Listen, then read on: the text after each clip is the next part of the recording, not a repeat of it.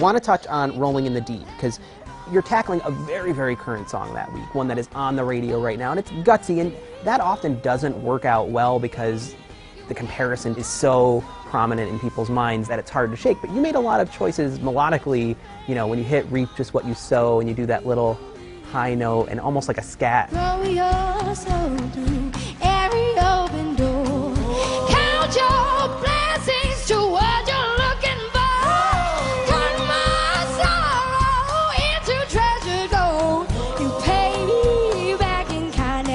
Just what you saw. We could have had it all. How much in your brain were you thinking, I've got to do something a little different or take it in a different direction? Were you worried about that going in? Yeah, it's always on the borderline. You don't want to change it too much, step on anyone's toes, you know, and have them feel like, oh, it's new and you're changing it. At the same time, you don't want to do it exactly like them. That week was very strange for me. To be honest, I literally never felt that stressed out until like the last week probably. But it was like I couldn't look in anybody's eyes without them giving me like a life lesson or an opinion about something. And I'm thinking, you know, just let me go out and do it. I think I'll be okay. But with all this stuff just piling up, I was like, what am I supposed to do, you know? A lot of contestants have said you're dealing with Jimmy and his team, you're dealing with what the judges want, you're dealing with, you know, you're also the producers of a TV show who are trying to create a TV show, and then you're on Twitter now, and so people you just, hear from fans just in the street telling you, don't sell out. I'm like, okay, man, I'm trying, it's a theme show.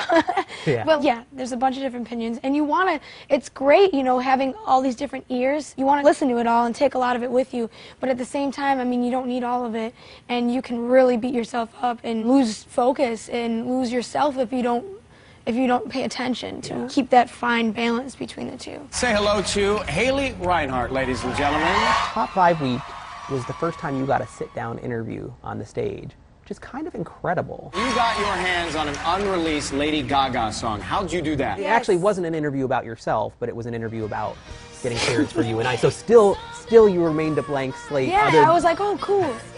Oh, they want me up there? That's cool. I didn't even know the song beforehand. Jimmy had presented it to me, and everybody was so into it and rooting for me to do it. That was another week that I had that gut feeling that they were going to give me crap about it. And I thought, you know, this was something that everybody just thought would be great for me. I took a huge risk. I was really hoping I'd get a little bit of credit for it. I was moved to tears during the performance. I thought, this is Haley finally. They're going to tell her this was amazing. Maybe they'll give her a standing O. I thought the vocal was incredible on it.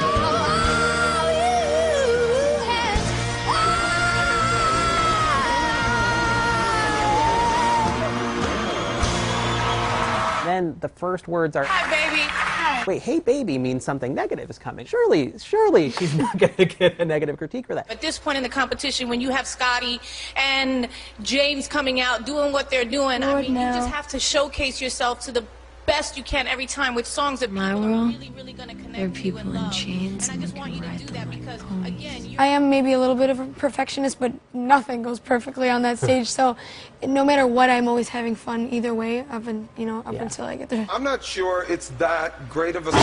You gave it a little theatricality, starting on the stairs with the sort of leaning back and working the stage a little bit. I'm so glad you remember all this. That's really nice. You came roaring back, though, and I mean, you did look a little pissed. A great song is a great song. I'm not sure it was the best choice of song, and she's right. It's so risky. And even the judges were like, maybe you were a little angry at us. I don't know if you came out a little angry at us from before. I should have just kept that all to myself so that they didn't like pick up on that. But let's talk a little bit about House of the Rising Sun. There is a house in New Orleans. They call the rising sun, and it's been the ruin of many a poor boy. And God, I know I'm one. Kind of a dark mood for that late in the Idol season. I mean, you know, Idol sort of runs on positive vibes and sort of this is my now and confetti showers and you took House of the Rising Sun. It was dark, it was moody. That beginning, the a cappella intro to it was insane. And I think it was the moment of the Idol season, and anyone who wants to disagree with it is wrong.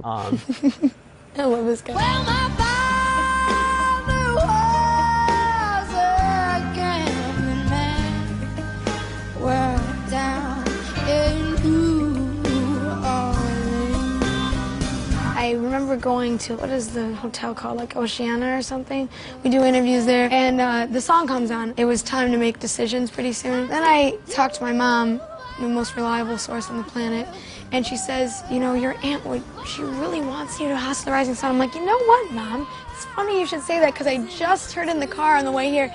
Again, it's just little stuff like that, and I just like feed into it. Don was another producer on the show. I was eager to work with him the whole time, never got to, and it was his last week I overheard him saying he was going to go work with John Mayer. Awesome. I said, I need to work with this man before he leaves. Right. Perfect song to do it with. Yeah. And he does everything live with the band, with the raw, authentic band feel. Okay. And I was so like, it's not bits and pieces no, patched. and it's not, I haven't even listened to the recording yet, but and hopefully it turned out okay. It's just one take most of the time, you know, like we just went through and just kept doing the whole acapella thing. You know, I had that idea. I heard Siobhan did it, and I'm a huge Siobhan fan, so I kind of feel bad that I didn't remember that. And I guess she did an acapella in the beginning too, so whoops, I'm sorry. But I honestly didn't mean to like comp that from her or anything.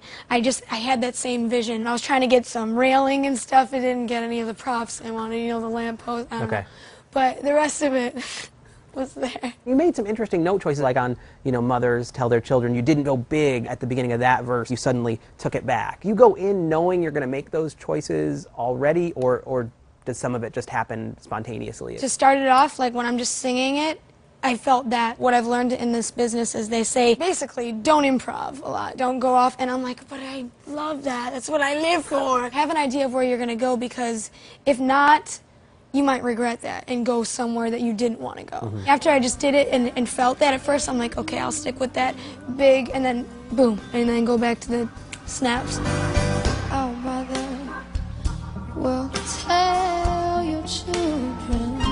And then just let it grow, because you only have, the thing about it is, you only have 1 minute and 30 seconds to show who you are, what moods you want, so it does make more sense to actually kind of have a little roadmap to where you want to go. Spend your life in sin and misery in the house of the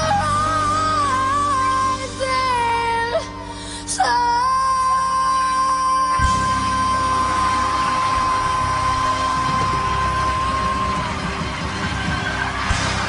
I think it's a tie between Scotty, James, and Laura. You are crashing a party that you have not been invited to, and it's time for you to go home. And would you please go home? And why are you still here, you know, at the piano, hanging out and having a good time at the party? You're supposed to be home.